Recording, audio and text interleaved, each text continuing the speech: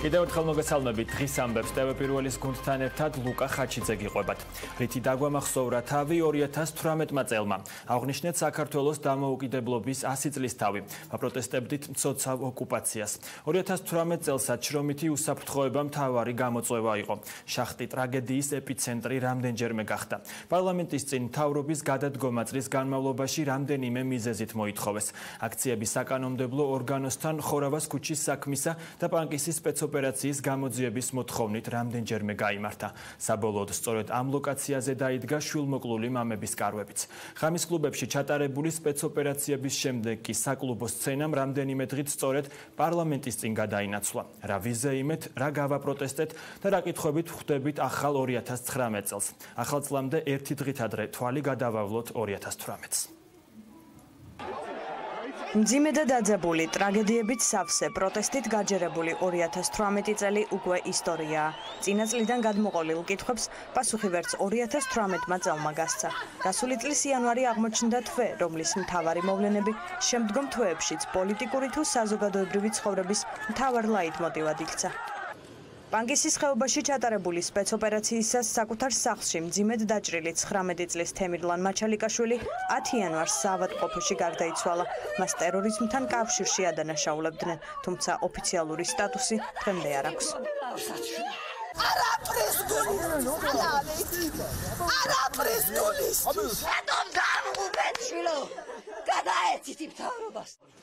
ისევ იანვარი აზერბაიჯანში αφგან მუხთარლის 6 წლიანი პატიმრობა მიუსაჯეს. თბილისში მცხოვრები ჟურნალისტის საქმე ყურადღების ცენტრში მოექცა არა მხოლოდ საქართველოში, არამედ მის ფარგლებს გარეთაც. წლის დასაწყისში დასმული კითხვები მის დაკავებასთან დაკავშირებით წლის ბოლოსაც პასუხგაუცემელია. ხელისუფლება არ სცემს პასუხს ძალიან სერიოზულ კითხვებს, რომელსაც მუხთარლი აყენებს. ეს იყო ისეთი მოვლენა, რომელიც ვერაზოს ჩაიფარცხება. იანვრის კიდევ ერთი გახმაურებული საქმე დემირელის კოლეჯის მმართველს მუსტაფა ემრე ჩაბუქს უკავშირდება. 2017 წელს დაკავებულ ფიზიკის მასწავლებელს თურქეთი ტერორისტულ საქმიანობაში დებდა ბრალს და ფეთულა გიულენთან აკავშირებდა. იანვრის ბოლოს სააპელაციო სასამართლომ უარი უთხრა ლტოლვილის სტატუსის მინიჭებაზე. ჩაბუქს შემდგომ თვეში გირაოს სანაცვლოდ ათავისუფლებენ. 15 წელია საქართველოში ვცხოვრობ, საგანმანათლებლო საქმიანობას ვეწევი, არც ერთ ტერორისტულ დაჯგუფებასთან კავშირი არ მქონია. საქართველოს საზღვარგარეთის ყურადღების ცენტრში მოექცა თებერვალშიც. ქვეყნის მესამე პრეზიდენტი მიხეილ სააკაშვილი 12 თებერვალს უკრაინაში რესტორანში დააკავეს და ქვეყანა დაატოვებინეს. ის რაც უკრაინის ხელისუფლებამ ჩაიდინა აღმაშფოთებელია. ეს იყო სრულიად კანონსაწინააღმდეგო ქმედება, უკანონო გატაცება. შემდეგ იყო ციანიდის საქმე. საუკუნის სკანდალის მთავარ გმირს მკვლელობის ანგარებით მომზადებაში ბრალდებულ დეკანოს გიორგი მამალაძეს 9 წლით აღუკვეთეს თავისუფლება. გიორგი მამალაძე ცნობილი იქნეს დამნაშავედ. თებერვალში ქვეყნის მთავარი გამოწვევის ოკუპაციის კიდევ ერთი მძიმე შედეგი ვნახეთ. მორიგი გატაცება საოკუპაციო ხაზზე, რომელიც მსხვერპლით დასრულდა. ოკუპანტებმა ქართველი სამხედრო არჩილ ტატუნაშვილი სასტიკად აწამეს. მე ვიცი რომ ჩემი შვილი მოკლეს. მარტში იწყება საკადრო ცვლილებები მთავრობაში. პარალელურად ცხადი ხდება, რომ პრემიერ-მინისტრ კვირიკაშვილის პოზიციები უსუსტდება და ჩნდება მოლოდინი მასშტაბური სამთავრობო ცვლილებებისა. იმ ადამიანების საყურადღებოდ, რომლებიც ყვალყორნებით დასტრიალებენ მთავრობის ადმინისტრაციის მე-11 სართულს და დაყენებული აქვს ტაიმერები პრემიერ კვირიკაშვილის გადადგომაზე. მინდა დავარწმუნო ისინი, რომ ეს ტაიმერი რამდენიმე წელი მინიმუმ არ დარეკავს. პოლიტიკური ხელისუფლების ვერტიკალმა რყევა დაიწყო. აპრილში ქართული ოცნების წევრი გედევან ფოფხაძე პარტიიდან წასვლაზე ალაპარაკდა. პროტესტის მიზეზი ნინია კაკაბაძის საზოგადოებრივი მაუწყებლის ბორდის წევრობა გახდა. დავტოვებ უმრავლესობასაც, ქართულ ოცნებასაც და ყველა პარტიულ თუ პოლიტიკურ თანამდებობას, რომელიც მეკავებს. აზრთა სხვადასხვაობა მართლ გუნდში უფრო აშკარა ხდება. ივანიშვილის საჯარო ასპარეზზე გამოსვლა კი აუცილებელი. აპრილისთვის ბოლოს ჯერ კიდევ პრემიერი კვირიკაშვილი იტყვის, რომ ბიძინა ივანიშვილი პოლიტიკაში ბრუნდება. პირადად ჩემი და მთელი გუნდის სახელით მე შევთავაზე და ვთხოვე ჩვენი პარტიის დამფუძნებელს, რომ სათავეში ჩაუდგეს პარტიას. ტრაგედიის გარეშე არც აპრილს ჩაუვლია. აფეთქება ტყიბულში, მინდელის შახტში და დაღუპული 6 ადამიანი.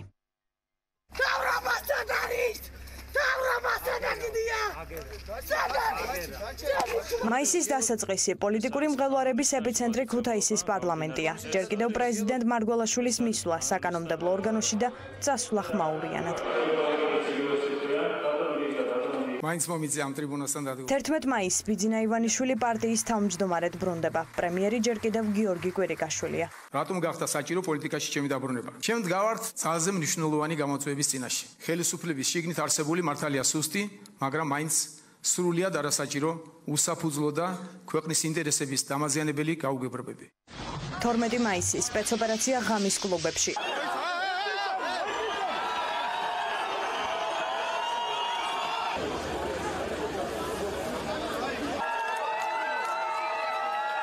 ახალგაზრდების მწვავე პროტესტი, კონტრაქცია და შინაგან საქმეთა მინისტრის ბოდიში. მოდით მაშინ დავიწყოთ ბოდიშით. ბოდიში. ვინ მოკლა დავით სარალიძე კითხვა დღის წესრიგში 2017 წლიდან დღემდე დგას. სასამართლო პროცესიდან პროტესტი პროკურატურასთან გადადის. დღის ბოლოს მთავარი პროკურორი თანამდებობას ტოვებს.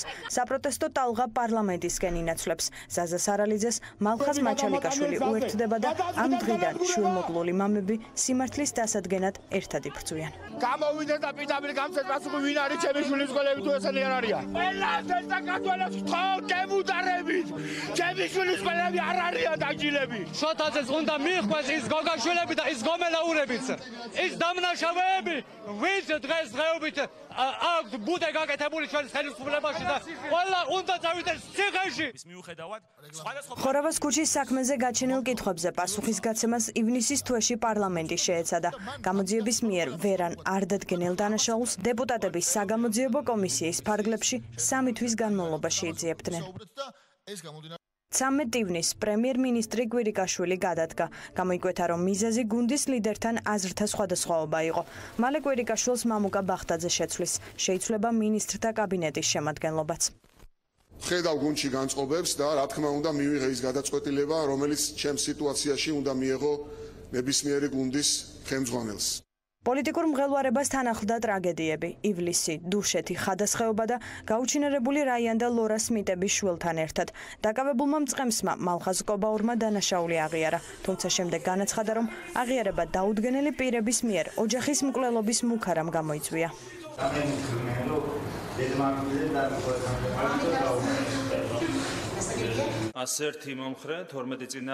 ივლისის თვეში პარლამენტმა მთავრობის ახალ შემადგენლობას ნდობა გამოუცხადა. ცვლილებების მთავარი ავტორი ბიძინა ივანიშვილი მალე მედიაშიც გამოჩნდება.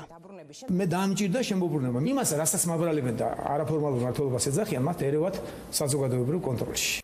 ამავე თვეში საგამოძიებო ორგანო სულ ცოტა ხნის წინ წასული მინისტრებით დაინტერესდა. პროკურატურაში დიმიტრი ქუმსიშვილი და ზურაბ ალავიძე დაიბარეს.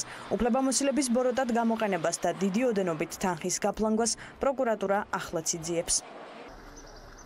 16 ივლისი ისევ ტყიბული, ისევ აფეთქება.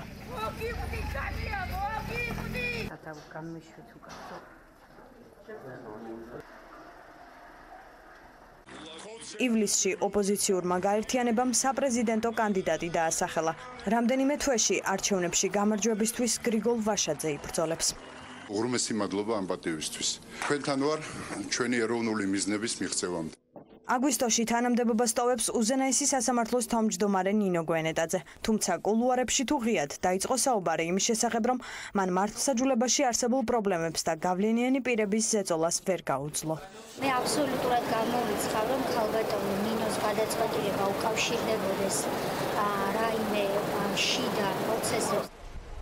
აგვისტოს ბოლოს საქართველოს ოფიციალური ვიზიტით ანგელა მერკელი ეწვია. ბევრი მცდელობის შემდეგ გერმანიის კანცლერს სტუდენტებმა ათქმევინეს ტერმინი რუსული ოკუპაცია. ეს არის ოკუპირებული ტერიტორია, ეს არის ქალბატონი კანცლერის პასუხი. საინტერესო პოლიტიკური პროცესები არჩევნებამდე რამდენიმე თვით ადრე სექტემბერში იწყება. მართველი გუნდი არჩევნებში კანდიდატს არ ასახელებს და მხარს დამოუკიდებელ დეპუტატს სალომე ზურაბიშვილს უჯერს. შემდეგ განვითარებული პროცესები ზურაბიშვილის დამოუკიდებლობას ეჭქვეშ აყენებს. ნარკოპოლიტიკა ისევ რჩება განხილვის ერთ-ერთ მთავარ თემად. ხელისუფლება გამოდის ინიციატივით კანაფის კულტივაციასთან დაკავშირებით, თუმცა კანონპროექტი პარლამენტმა უკან გაიწვია. მას წინ უძღოდა საპატრიარქოს საპროტესტო მსვლელობა, რასაც ხელისუფლებამ წინააღმდეგობა ვერ გაუწია და უკან დახევა არჩია. ეს არის ხალხის შინაგანი განწყობა იმ გარემოებებზე, რომელიც ბოლო პერიოდში განვითარდა ჩვენს გარშემო. მალე სექტემბერი ყველაზე სკანდალური გახდება. ომეგა ჯგუფის საქმე, ათეულობით ფარული ჩანაწერი, რომელთა სავარაუდო ფიგურანტები ყოფილი მაღალჩინოსნები არიან. ცოტა ხანში მაუწყებლობას წყვეტს ტელეკომპანია იბერია. ის არის მობილიზებული, ასე ვთქვათ, რომ კონტროლი აიღოს ბიზნესზე, კონტროლი აიღოს თუ რამე თავისუფალია. ივანიშვილზე საუბრობთ. ივანიშვილზე საუბრობ, დიახ. ბიძინა ივანიშვილი ოქტომბრის თვეში ისევ ჩნდება მედიაში. წინასწარ მის მიერ შერჩეული ფორმატით ის 3 ტელეკომპანიის ჟურნალისტს შეხვდება. დღეს რომ გამოვხდა რუსთავი 2, ქვეყანაში აღმავლობის და აღშენებულობის მეც ვერაფერს ვერ ნახავთ. 28 ოქტომბერი არჩევნები გამარჯვებულის გარეშე. გრიგოლ ვაშაძე და სალომე ზურაბიშვილი მეორე ტურისთვის ემზადებიან. 28 ნოემბერი საქართველოს მეხუთე პრეზიდენტი ყავს. ქვეყნის მთავარსარდალი სალომე ზურაბიშვილი ხდება. ოპოზიცია არჩევნების შედეგებს არ აღიარებს. არ არის სალომე ზურაბიშვილი ჩვენი პრეზიდენტი. პოლიტიკური დაძაბულობა პიკს აღწევს. 16 დეკემბერი ინაუგურაცია საპროტესტო აქციის პარალელურად. დავიცავს საქართველოს კონსტიტუციას.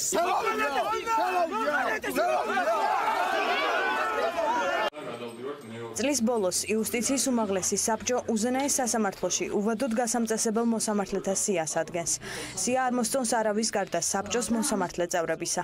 პარლამენტმა საბჭოს გადაწყვეტილების დამტკიცება შეაჩერა და სიის განხილვა საგაზაფხულო სესიამდე გადადო. სააკაშვილის რეჟიმის მოსამართლეების უზენაეს სასამართლოში მოსვლით თქვენ შვილებს მომავალი არ ექნება. მეორე დღეს იუსტიციის უმაღლესმა საბჭომ მოსამართლე ლევან მუროსიძე უვადო წესით განამწესა. მასთან გასაუბრება რამდენიმე საათს გაგრძელდა. სასამართლოს ლიდერი პიტარ გეუნებით ეხლა ამ თემებში ვარ მე ლევან მუროსიძე. წლის ბოლოს მოსამართლეთა სადავო სიას ეკა ბესელიას საპარლამენტო პოსტი შეეწირა. მორიგი დაპირისპირება მმართველ გუნდში და საუბარი საკონსტიტუციო უმრავლესობის შესაძლო დაკარგვაზე.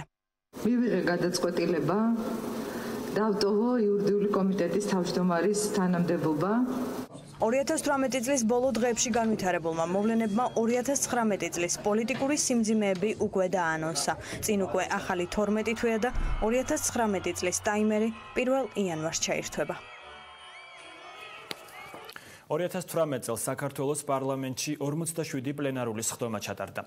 მიუხედავად დატვირთული პოლიტიკური წლისა, რამდენიმე დეპუტატმა მოახერხა და მდუმარე კანონმდებლის სტატუსი მოიპოვა. 36 დეპუტატს ერთი წლის განმავლობაში პარლამენტში სიტყვა არ წარმოუთქვამს. უთქმელი დეპუტატებიდან 30 ქართული ოცნების წევრია, 5 ნაციონალური მოძრაობის, ხოლო 1 პატრიოტთა ალიანსის. საქართველოს პარლამენტი თბილისში გადმოვიდა. საინტერესოა ახალ ლოკაციაზე განთავსებულ საკანონმდებლო ორგანოში მაინც თუ ივლიანის დეპუტატები, რომლებმაც 2018 წელს ყველაზე მეტჯერ გააცდინეს სხდომები. საქართველოს პარლამენტის აპარატიდან დეპუტატების სხდომებზე დასწრების შესახებ ინფორმაცია ონჯიმ გამოითხოვა. გეგმის უპასუხისმგებლობის გამო დღეს ვერ შედგა კენჭისხრა ბიუჯეტის პროექტზე პლენარულ სხდომას დაახლოებით აწყდა. მეცხრე მოწვევის პარლამენტში ეს ერთადერთი შემთხვევა არ იყო, როცა დეპუტატთა გაცდენის გამო მნიშვნელოვანი საკითხების კენჭისხრის პროცესი გადაიდო. კვორუმის არარსებობის გამო პარლამენტმა საქართველოს მთავარი ფინანსური დოკუმენტი დაგეგმილ ვადებში ვერ დაამტკიცა. გაცდენების გამო დეპუტატები ერთმანეთს ხშირად აკრიტიკებდნენ. 7.5 დღე ჩვენი ცხოვრებისა დავკარგეთ ამ დარბაზში უმრავლესობის ლოდინში. ქართული ოცნება არის ხშირ შემთხვევაში უუნარო, როდესაც საქმე ეხება სახელმწიფოებრივ საქმეს. დასანანია, რომ ყველა პარლამენტის წევრი სათანადოდ ვერ ათვისნობიერებს თავის პასუხისმგებლობას. ერთმანეთის კრიტიკის მიუხედავად მთელი წლის განმავლობაში პარლამენტში სხდომებს არ ესწრებოდნენ როგორც უმრავლესობის, ასევე უმცირესობის დეპუტატები. 2018 წლის 20 დეკემბრის მონაცემებით მიმდინარე წელს პარლამენტში 47 პლენარული სხდომა ჩატარდა. გამცდენი დეპუტატების სიაში ნაციონალური მოძრაობისა და ევროპული საქართველოს დეპუტატები ლიდერობენ. გაცდენების ხუთეულში პირველ ადგილს 47 გაცდენით ნაციონალური მოძრაობის დეპუტატი კობა ნაყოფია იკავებს. მას 46 გაცდენით ნაციონალური მოძრაობის წევრი აზერ სულეიმანი ივანოვი მოყვება. შესაბამისად, პარლამენტის დარბაზში გადაღებული მათი კადრები არქივში არ არსებობს. 46 გაცდენით მესამე ადგილზე ევროპული საქართველოს დეპუტატი გიორგი ღვინიაშვილია. გაცდენების ხუთეულში ბოლო ადგილს ნიკა მელია და გიორგი ტუღუში 45 გაცდენით ინაწილებენ. 2018 წლის ყველაზე გამცდენი დეპუტატების სიაში ქართული ოცნებიდან ირაკლი ხახუბია ლიდერობს. მას მოყვება შოთა შალალიშვილი, თამარ ხულორდავა, ზვიად კვაჭანტირაძე, ლევან კობიაშვილი, გია ჟორჟოლიანი და ზაზა პაპუაშვილი. თუმცა მათ გაცდენების უმრავლესობა საპატიო დეთვლებათ. გაჩერდი ბიჭო, გაჩერდი რა რა უნდა ასწავლოთ, გამაგებინეთ, გიყურებთ ხალხი 8-ჯერ გაგაგდეს პოლიტიკიდან. პლენარულ სხდომებზე დასწრების მაჩვენებელი მეცხრე მოწვევის პარლამენტისთვის გამოწვევად იქცა. ძალიან გთხოვთ ფრაქციის ხელმძღვანელებს ყველას, რომ გააკეთოთ სრული მობილიზება, მათ შორის იმ ადამიანების, ვინც დარბაზიდან გავიდა იმ იმედით, რომ სხდომა მიმდინარეობს. გთხოვთ, რომ ხვალ 12 საათზე შევიკრიბოთ ისე, რომ არ დავაგვიანოთ და დროულად დავიწყოთ სხდომა. გაცდენების რაოდენობით კოლეგებს არ ჩამოუვარდებიან პატრიოტთა ალიანსის დეპუტატები. პარტიიდან პლენარულ სხდომებს საკანონმდებლო ორგანოში ყველაზე ხშირად ადამ არშანია არ ესწრებოდა. მას მოყვება ირმა ინაშვილი, დავით ჭიჭინაძე და გიორგი ლომია.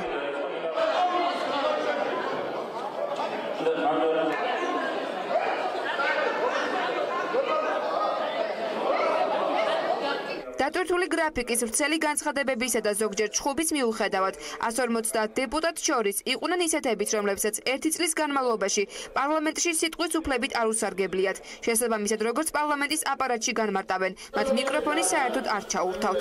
ასეთ დეპუტატთა ჩამონათვალში ქართული ოცნების წევრები ლიდერობენ. ამ სიაში 30 ქართული ოცნების წევრია, 5 ნაციონალური მოძრაობის, ხოლო 1 პატრიოტთა ალიანსის. ქართული ოცნების ამ 30 დეპუტატს შორის არის ისეთიც, რომელსაც 7 თებერვლიდან 22 დეკემბრის ჩათვლით პლენარული სხდომა არ გაუცდენია, მაგალითად იოსებ მაკრახიძე. პლენარული სხდომების გაცდენის საპატიო მიზეზად ყველაზე ხშირად ოჯახური პრობლემები დასახელდა. გაცდენების პრობლემა საქართველოს პარლამენტის თავმჯდომარემ ირაკლი კობახიძემაც აღიარა. მისი თქმით, პრობლემას ახალი რეგლამენტი მოაგვარებს, რომელიც ძალაში 16 დეკემბერს შევიდა. ახალი რეგლამენტით დეპუტატებს, რომლებიც პარლამენტის სხდომების ნახევარზე მეტს გააცდენენ, უფლებამოსილება შეუწყდებათ. ისინი ვალდებულები არიან გაცდენის საპატიო მიზეზი დააკონკრეტონ, რასაც ძველი რეგლამენტი ვერ არეგულირებდა. გამცდენი დეპუტატების სიაკი თვის ბოლოს პარლამენტის ოფიციალურ ვებგვერდზე გამოქვეყნდება. პირველი რესპუბლიკის მოედანზე საახალწლო დღესასწაული გრძელდება. სპეციალურად მოწყობილ საახალწლო სოფელში მრავალფეროვანი ღონისძიებები იმართება. ბავშვების გართობაზე მათი საყვარელი ზღაპრის გმირები ზრუნავენ. ასევე საგანგებოდ დადგმულ ჯიხურებში საახალწლო ნივთები და ტკბილეული იყიდება. ღონისძიებები პირველი რესპუბლიკის მოედანზე 13 ნოემბრამდე გაგრძელდება. ძალიან მინდა რომ მომტანოს ხმალი. ჩემი სახარწლო სურვილია რომ თავისუფლება მიკროფონი მომიტანოს. მე მინდა ყველაზე მეტად ერთი სუნამო თბილი ზამთრისთვის კაბა. სახალხო სურვილები ბავშვებმა ნაძვის ხესთან ჩაიფიქრეს და მათი ასრულება შობის სასწაულს მიანდეს. პატარები და მათი მშობლები სადღესასწაულო განწყობის შექმნას სახალხო სოფელში ცდილობენ. გილოთა და ხალხოთა აქ ძალიან კარგად ვთქვი. ახალი წელი ჩემთვის პირადად პირველ რიგში არის ბავშვობა, სიხარული, ახალი დღის მოლოდინი, ახალი წლის მოლოდინი, ახალი სიხარულის მოლოდინი. New year I wish Georgian people საახალწლოდ ქართველ ხალხს ვისურვებთ ბედნიერებას, თავისუფლებასა და ბევრ ფულს. შემდეგი სადგური საქართველო. საახალწლო ნატურებს ლაპლანდიიდან სტუმრად ჩამოსული სანტა კლაუსიც აგროვებს. საქართველოსთვის კეთილი სურვილები არც მან დაიშურა. მე მინდა მთელ საქართველოს მოულოცო დამდეგი ახალი წელი. უსურვო სიყვარული, ღიმილი, სითბო და რაც მთავარია, ხალხო ერთმანეთის არაფერი არ შეგშურდეთ.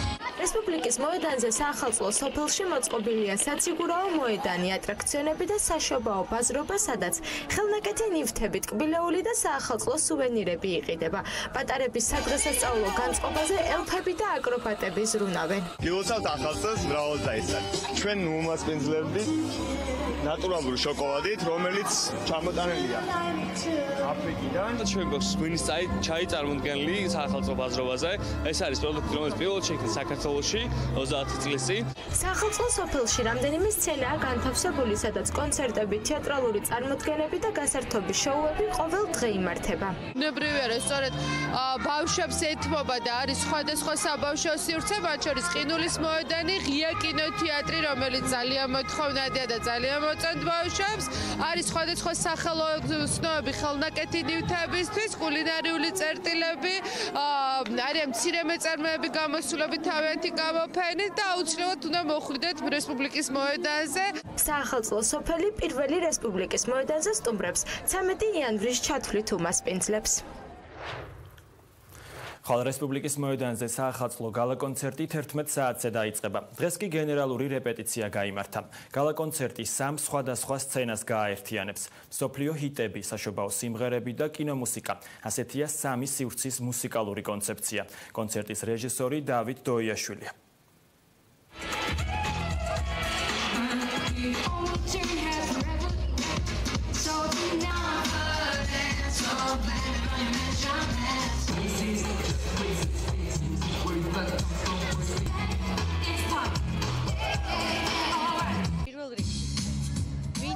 ბედნიერი წელი უსურვო სრულიად საქართველოს და რა შევასრულებ ტრიო გამოვდივართ, ანუ მე ვერიკო ტურაშვილი და ნინო ძოწენიძე და ვიმღერებ ძალიან საყვარელ, ყველასთვის საყვარელ სიმღერას. დღეს იყო მოთელვითი რეპეტიცია პირველი, ხვალ არის პრაგონი დილით და საღამოს უკვე იქნება ის, რასაც მე მგონია, რომ ელოდება ყველა ახალ წელს და იქნება სიყვარულით სავსე ახალი წელი. როგორ იქნება, ხვალ შეაფასეთ.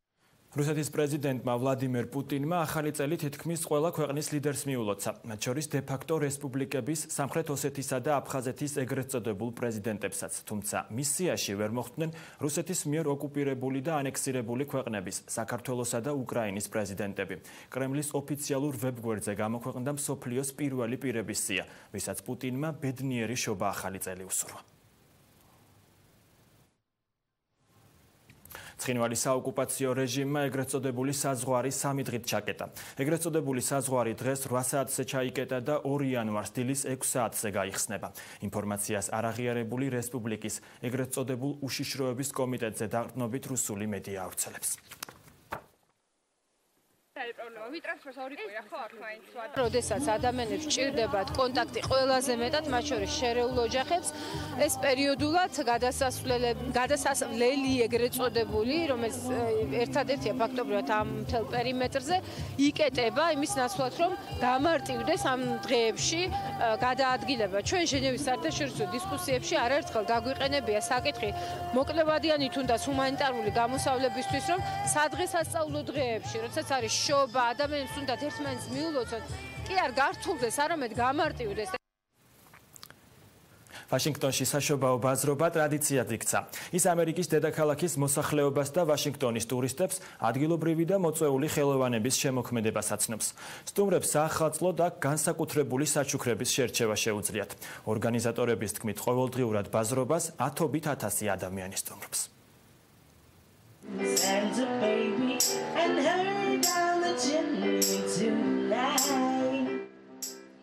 ეს ვაშინგტონის საახალწლო ბაზრობა. აქ ყველა შეუძლია სასურველი საახალწლო საჩუქრის პოვნა და მათ ავტორებთან შეხვედრა. მე შუშის ბურთებს ვამზადებ. ჩემთვის ბევრს ნიშნავს ის, რომ მაქვს შესაძლებლობა აქ ვიყო, შევხვდე ადამიანებს, რომლებიც ჩემს ნამუშევარს აფასებენ. ჰექტორ ზარატი პერუელ ხელოვანებს წარმოადგენს, რომლებიც ხელნაკეთ ორნამენტებზე, სარკეებსა და ნაქსოვ ალპაკებზე მუშაობენ. მისი თქმით, ხალხს უყვარს ხელნაკეთი ნივთების ავტორების გაცნობა და მათ შესახებ მოსმენა. ხელოვანთან პირისპირ შეხვედრა ან წყაროსთან, რომელიც ამ ადამიანებს წარმოადგენს, ძალიან მნიშვნელოვანია. ისინი თავს მათთან ახლოს გრძნობენ და უჩნდებათ განცდა, რომ პირდაპირ ეხმარებიან ადგილობრივ ბიზნესს.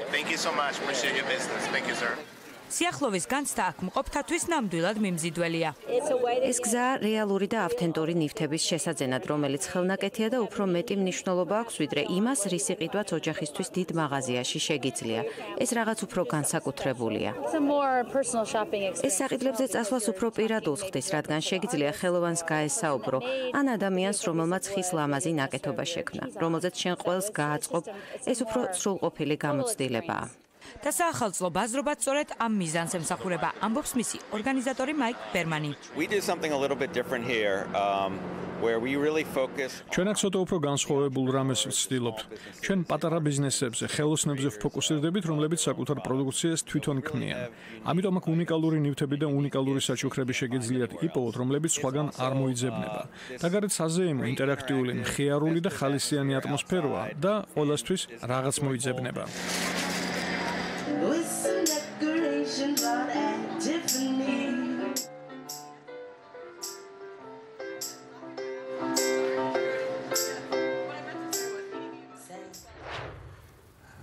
მუსიკალურმა ანსამბლმა გვირილამ წელი შეაჯამა და საზღვარგარეთ და საქართველოში გადაღებული კლიპების პრეზენტაცია გამართა. ღონისძიებაზე ასოციაცია საქართველოს ქალებმა თავის სფეროში წარმატებულ ქალებს სპეციალური სიგელები გადასცა.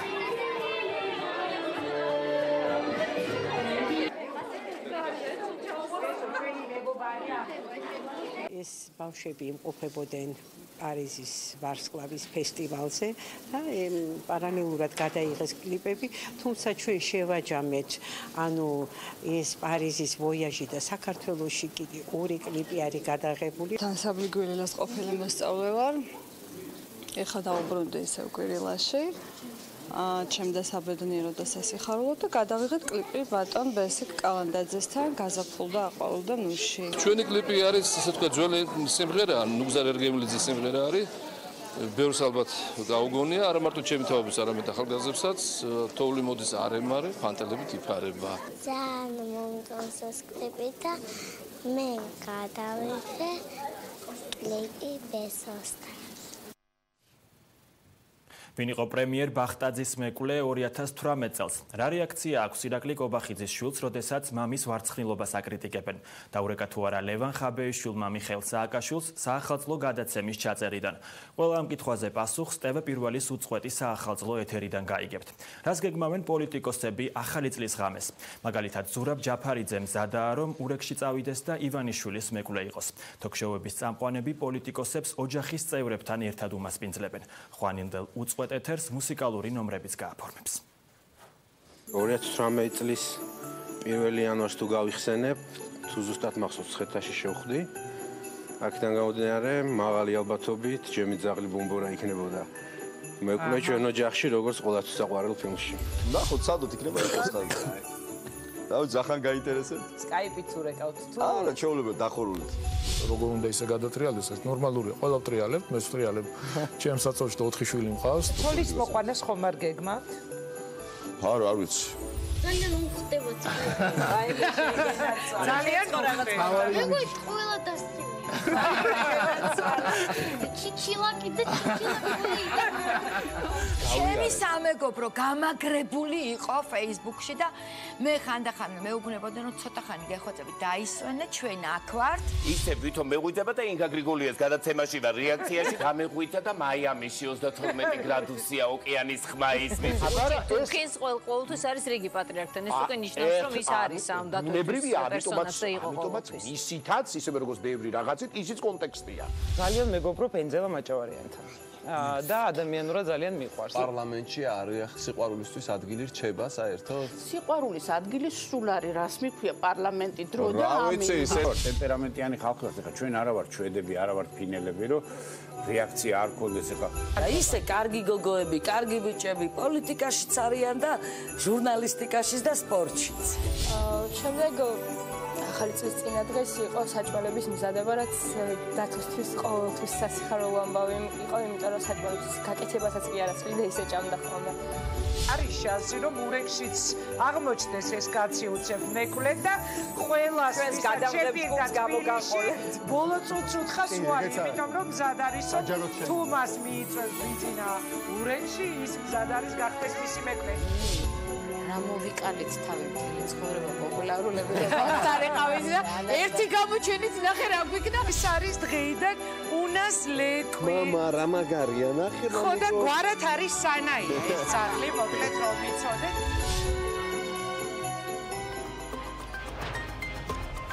საინფორმაციო გამოშვება ამით დასრულებულია. ჩვენ ერთმანეთს შევხვდებით 2019 წელს წარმატებულ და ბედნიერ წელს გისურვებთ. ნახვამდის.